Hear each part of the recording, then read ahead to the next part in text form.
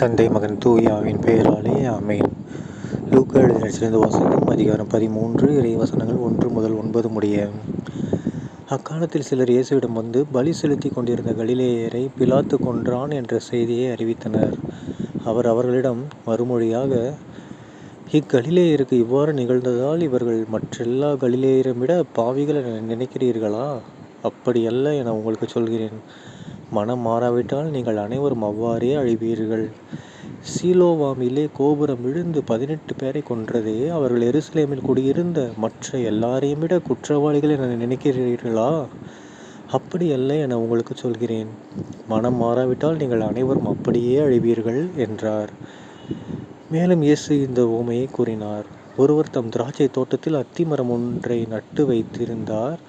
அவர் வந்து அதில் கனியை தேடிய போது எதையும் காணவில்லை. எனவே அவர் தோட்டத் தொழிலாளரிடம், பாரும், 3 ஆண்டுகளாக இந்த அத்தி மரத்தில் கனியை தேடி வருகிறேன், எதையும் காணவில்லை. ஆகவே இதை வெட்டிவிடும். இடத்தை ஏன் அடைத்து கொண்டிருக்க வேண்டும் என்றார். தொழிலாளர் மறுமொழியாக, ஐயா, இந்த ஆண்டும் இதை விட்டு வையும். நான் இதை சுற்றிலும் கொத்தி எரு போடுவேன். அடுத்த ஆண்டு கனி கொடுத்தால் சரி, இல்லையானால் இதை வெட்டிவிடலாம் என்று அவரிடம் கூறினார். ஆண்டவரின் அருள்வாக்கு. கிறிஸ்துவே உமக்கு புகழ். அன்பார்ந்த சகோதர சகோதரிகளே, இன்று தவக்காலம் 3ஆம் வாரம் மார்ச் 23ஆம் தேதி 2025ஆம் வருடம் ஞாயிற்றுக்கிழமை. இந்த நற்செய்தியில் பாருங்கள், நம்ம இயேசு கிறிஸ்து ஆண்டவர் என்ன சொல்கிறாரு? எல்லாருக்கும் ஒரு எச்சரிக்கை விடுக்கிறார். என்ன எச்சரிக்கை? மனம் மாறல, உங்களெல்லாம் காலி பண்ணிடுவேன் அப்படின்ட்டாரு. ஓகேங்களா? அழிவீர்கள் அப்படின்ட்டார். அதுக்கு நமக்கு என்ன சொல்கிறார்? ஒரு ஊமையை சொல்கிறார். என்ன ஊமை? அத்திமர ஊமை. பலன் கொடுக்காத அத்திமர ஊமை. ஓகேங்களா? ஒருத்தர் இப்போ நம்மளே ஒரு வீட்டில் ஒரு கனி தரணும் அப்படின்னு சொல்லி ஒரு மரத்தை நட்டு வைக்கிறோம். வெயிட் பண்ணி பார்க்குறோம், அந்த மரத்தில் கனியே கொடுக்கல அப்படின்னா என்ன பண்ணிடுவோம்? எதுக்கடா இதை வளர்த்துக்கிட்டு தண்ணி டெய்லி ஊற்றிட்டு உரம் போட்டுக்கிட்டு ஸோ வேஸ்ட்டு தான் அப்படின்னு என்ன பண்ணிடுவோம்?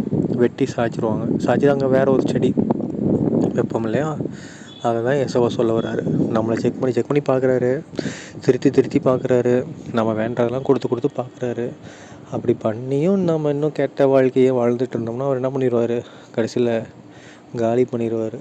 ஓகேங்களா? அதனால் இந்த தவக்காலம் வந்து நமக்கு எச்சரிக்கை விடுக்குது. அந்த எச்சரிக்கையை வந்து நம்ம எச்சரிக்கையை எடுத்துக்கணும். அதை விட்டுட்டு அசால்ட்டாக எடுத்துக்கக்கூடாது. ஓகேங்களா? எச்சரிக்கையை எப்படி எடுத்துக்கணும்? எச்சரிக்கையாக எடுத்து நம்ம வாழ்க்கையை திருத்தி கொள்ள ட்ரை பண்ணுங்கள். அதுக்கு தான் இந்த நாட்கள் நமக்கு இருக்குது. ஓகேங்களா? தந்தை மகன் தூயாவின் பெயராலே ஆமீன். இயேசுவுக்கு புகழ், இயேசுவுக்கு நன்றி, மரியே வாழ்க, இயேசுவின் ரத்தம் ஜெயம். அல்லேலூயா, பிரைஸ் தி லார்ட்.